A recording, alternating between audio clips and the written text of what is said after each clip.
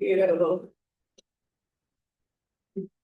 Hello, everyone. How are you? Yay. I'm so happy to see you. Who's online today? James Jenks. Jen, how are you? We're glad you're here. And for all of those that will be watching and listening afterwards, and we have Luna in the back of the room. She's so excited to be here. I can hear her. She's just like. So today we're going to talk opinion, facts, or truth. So take a breath with me. And let yourself arrive fully into this sacred moment. As we explore the topic that has become both spiritually urgent and deeply human, in a world overloaded with information and disinformation, emotional reactions, hot takes, and rapid fire assumptions, how do we know what we're actually standing on? How do we stay grounded in spiritual truth while navigating the loud, complicated world of facts and the very tender world of opinions? Ernest Holmes gave us a clue when he famously said that we must remain open at the top. Open at the top means receptive, flexible, teachable, willing to rethink, willing to grow, even when it's uncomfortable. And that's not always easy. Brene Brown, everybody know who Brene Brown is? She reminds us that when information challenges what we believe, our first instinct is not wisdom, it's self-protection. Interesting. She writes, when we're faced with information that challenges what we believe, our first instinct is to make the discomfort go away by rejecting the new information. The greater the magnitude of the dissonance, the greater is the pressure to reduce dissonance. She continues on by saying, in these challenging moments, we need to stay curious and resist choosing comfort over courage. It's brave to invite new information to the table. Intelligence is the ability to rethink and unlearn. This is the spiritual life. This is the Science of Mind by Ernest Holmes, right? This is what open at the top looks like in real time. So let's begin by grounding ourselves in clear definitions. Opinion.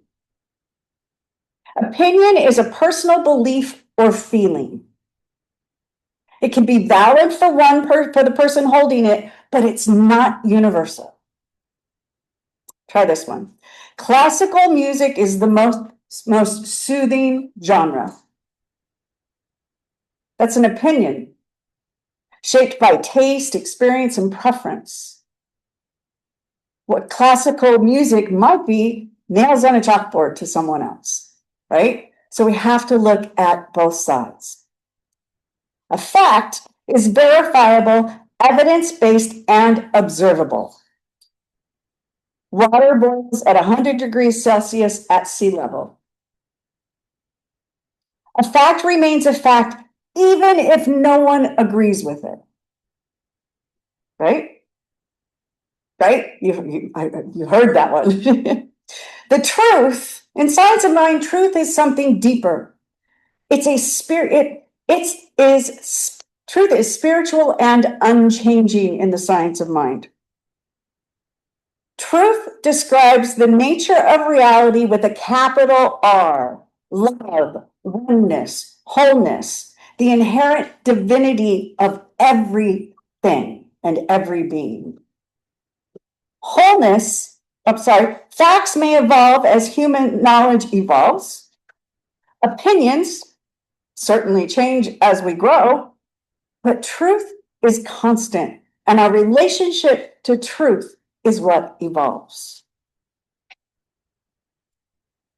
I was watching a sitcom the other night that I recorded, and these two neighbors, and one was was saying, oh, well, my wife and I are going to this classical concert. We have to find some friends to go. And the neighbor says, excuse me, why wouldn't you invite us? Well, you're not cultured people. Neighbors were like, we're going. We are cultured people. Turns out none of them really like classical music, right? But they bid on it. They bid on these 4 tickets at the school fundraiser. So they had it. They spent the $300 and said, well, we'll just make a picnic and we'll go, right? They're bored out of their minds. The wives both take gummies because they're like, we can't deal with this. We're just going to get high. What happens is the next door neighbor who said, wait a minute, what do you mean we're not cultured? At the end, they're trying to leave early. And he's like, no, this is amazing. Wow, I love this music. And the next scene is him in the house. Everybody's talking and he's playing the 1812 overture and he's directing and in his living room while everybody else is having a conversation over to the side. You never know how your opinion might change. So here's a great story. It's one of the most well-known stories about this is the parable of the blind man and the elephant. Has anybody heard this? Each man touches a different part. They're all blind. They're all touching a different part of the elephant. The man touching the trunk says, it's a snake. The man touching the ear says, it's a fan. The one touching the tree says, or touching the leg says, it's a tree. One touching the side says, it's a wall, right? The one touching the tail says, it's a rope. And the one touching the tusk says, it's a spear. See, every one of them has a fact about the part they touched. Every one of them holds an opinion that their fact represents the whole, and yet the truth is larger than any single viewpoint. This is exactly what happens in families and communities. It's going on in our country and inside our own minds. We argue the corner of the elephant. We defend our limited perception, and we turn partial facts into absolute truths. And truth, with a capital T, the spiritual principle truth, invites us to step back and see the whole elephant. Ernest Holmes said, someday we will come to perfectly appreciate the fact that no living soul is more important than any other one. That is a capital T truth that transcends facts, opinions, and perspectives. So let's talk about discernment. We're living in a time unlike any before in human history. UC San Diego tells us that the average American consumes 34 gigabytes of information each day. That's roughly the equivalent of reading 100,000 words every day. That's a lot of information coming in at us. No generation before us, this moment, has had to discern at this scale. And while this creates opportunity, it also creates confusion, right? In a world of what we call deep fakes, AI-generated content, propaganda, influencers, and algorithm-driven echo chambers, facts and opinions often masquerade as truth. Discernment is the spiritual practice of asking these questions. What am I looking at? Is it my opinion? Is it a verifiable fact? Or is it a spiritual truth? See, we need all of these, but we need to know which one is which. Our author Linda Lynn Haupt writes, truth and fact are not synonyms. A poem, a myth, a moment of insight may be entirely true while not being scientifically factual. Yes, there are truths that transcend measurement. There are facts that evolve with new discovery, and there are opinions that soften as our hearts open. Discernment is that bridge between information and wisdom. So let's talk about changing our minds. One of the bravest spiritual acts is to change your mind. History shows us how resistant human beings can be to new information. Galileo was condemned for saying that the earth revolves around the sun, something every middle schooler learns today as a fact. But the resistance to new truths show up in every generation. In the dismantling of white supremacy and the patriarchy, in expanding understandings of gender and identity, in quantum physics, in climate science, and in AI technology. Whenever new information challenges old beliefs, we feel the dissonance that Brene Brown described. And yet Ernest Holmes still tells us, keep your mind open at the top for a new influx of wisdom. This is the spiritual courage to say, I may have been wrong. I've learned something new. My perspective has expanded. My opinion was limited, but truth is bigger.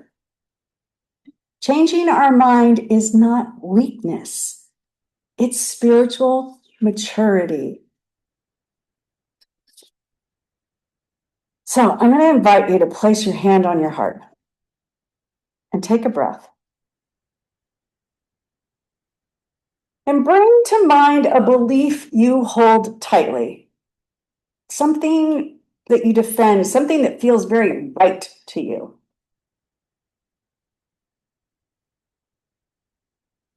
Don't judge it, just notice it.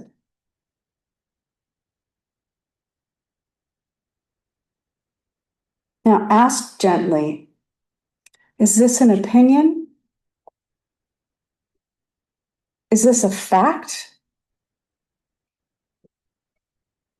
Or is this a truth? And let your inner wisdom answer.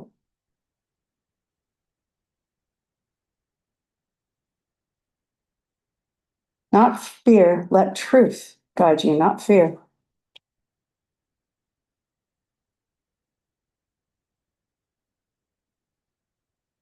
And now ask, is there anything I'm willing to soften today? Anything I'm willing to see from a new angle?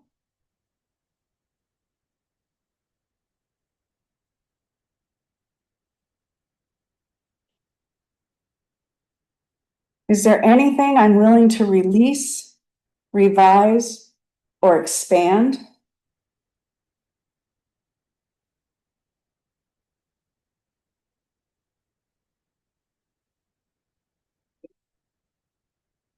Breathe into the possibility of greater understanding.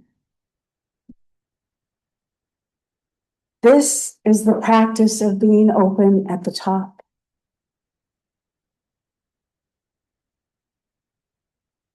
This is the practice of being open at the top. So bring your awareness back into the room. Know that you can go back to these questions at any time. And let's talk about some stories. This one's called the Tree Through the Seasons. Leo, the little boy, loved the tree because its red autumn leaves were the most beautiful thing in the world. That's an opinion. The traveling scholar measured it. 45 feet tall, 30 years old, what type of tree it was. Those are the facts.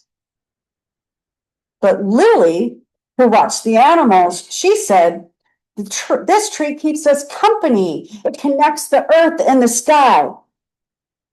That was truth, the essence of the tree.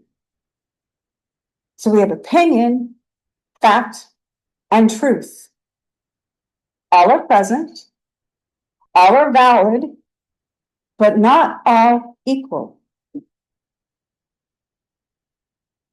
There's another one. I thought this was great because this could be very, very close to us. Mr. Harrison hated the lighthouse beam that shone in his window. He hated it. That was his opinion. The engineer explained its specs: 24 nautical miles, 0 maritime incidents. Those were the facts. Old man Hemlock said, that light is the heartbeat of this town. That was the truth, its meaning, its soul, its purpose. See, truth always includes facts, but it also transcends them. So when we go back to the elephant, everyone was right about the part they touched.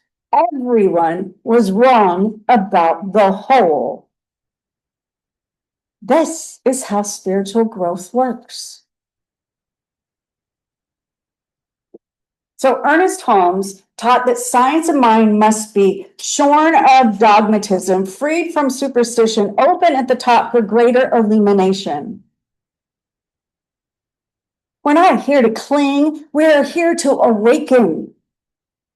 We can't build a world that works for all while holding rigidly to beliefs that harm, exclude, or diminish others. We cannot create peace without clutching we cannot create peace while clutching biased opinions as if they are the divine truth. We can't grow spiritually if we fear being wrong. So this week, I'm going to invite you into a sacred inquiry. You can ask yourself, what belief have I defended that may no longer be accurate? Where am I willing to be teachable? And where am I willing to be open at the top? Let truth guide you, the truth of oneness, wholeness, love, freedom, and the indwelling spirit of all things. Let that guide you. Ernest Holmes reminds us, we cannot really have an attitude of dislike or hate or viciousness towards other people without robbing ourselves of the healing power and the comforting presence. I'm going to read that again. We cannot really have an attitude of dislike or hate or viciousness toward other people without robbing ourselves of the healing power and the comforting presence, capital P, presence, God, Spirit, divine. See, the truth is always inviting us into love. Always.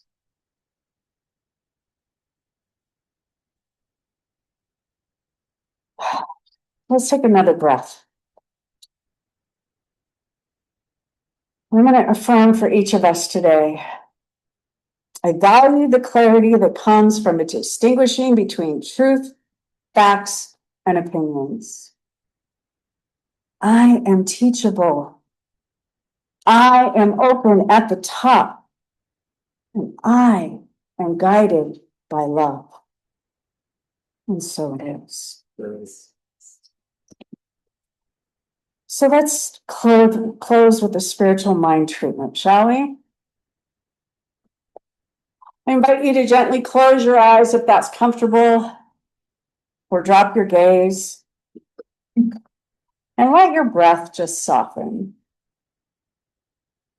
Maybe focus on breathing using your stomach muscles instead of your chest and your shoulders and your back muscles. Just really drop into that. There is one life, one infinite intelligence, one presence that is love, wisdom, and absolute truth. It is the source and substance of everything, the heartbeat of creation, and the light that guides every mind and every soul. And because this presence is everywhere, It is right here where each of us is. And I am one with the infinite intelligence. I am one with divine wisdom. I am one with the love that knows only oneness. And as this is true for me, it is true for every person in this community and beyond. And from this awareness, I gently speak my word. I know that the clarity of spirit moves through every mind here today. We are guided to distinguish with ease and grace between opinion, fact, and truth. We release condition, rigidity, and fear. We open to wisdom, understanding, and spiritual discernment. And knowing that every person here is open at the top, receptive to new insight, new learning, new compassion, and new ways of seeing. Old beliefs that no longer serve us gently just fall away, dissolving into the nothingness from which they came. They're replaced by a deeper truth. Truth rooted in love. Truth grounded in oneness. A truth that reveals the wholeness of all beings. I affirm that each of us is empowered to think clearly, speak consciously, and listen with a courageous and open heart. We navigate the world with spiritual poise, recognizing what is ours to shift, ours to release, and ours to embrace. Peace fills our thoughts, wisdom guides our actions, love shapes our understanding. And I am grateful, so deeply grateful for the transformation that is already unfolding in every life touched by this prayer. I'm knowing that as it is spoken, Spirit is saying, yes, yes, yes. And I give thanks for the truth that reveals itself more each and every day. And so with confidence and joy, I release this word into the law, knowing that it is already done. And we simply anchor this prayer by saying, and so it is. Thank you.